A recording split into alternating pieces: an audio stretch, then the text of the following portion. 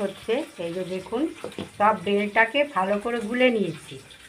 আর এই হাত দিয়ে কেটে কেটে ফেলার কোনো দরকার পড়ে না, শুধু এতে ঢেলে তারপর এতে নাড়া দেবেন।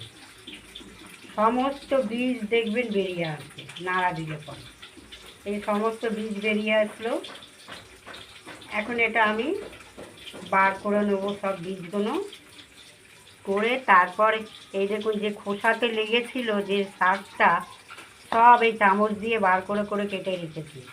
এটাও আমরা আলাদাভাবে খাবো। আর এখানে চিনি ভিজিয়ে রাখা আছে, এটা দিয়ে দেবো। তারপরেই শরবত হয়ে যাবে। এইদিকে এটা গোলা সব হয়ে গেছে, চেলে নিলাম। দেখেন কত সুন্দর করে, একটা বীজ নেই। দেখুন কি সুন্দর গোলা হয়েছে। এই বীজ থাকলে মুখে ভালো লাগে না, ফোটে। আর এইখানে চিনি গোলা জল, এই চিনি গোলা জলটা এবার দিয়ে দেবো। আর অল্প নুন দেব, নুন দিলে স্বাদ হবে।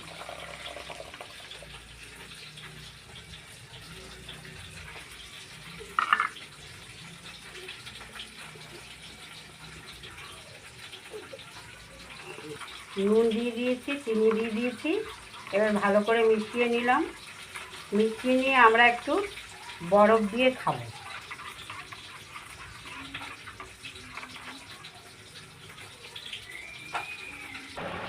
এইভাবেই আপনারা বেলের শরবতটি বানাবেন, বানিয়ে খাবেন, দেখবেন কত ভালো লাগবে।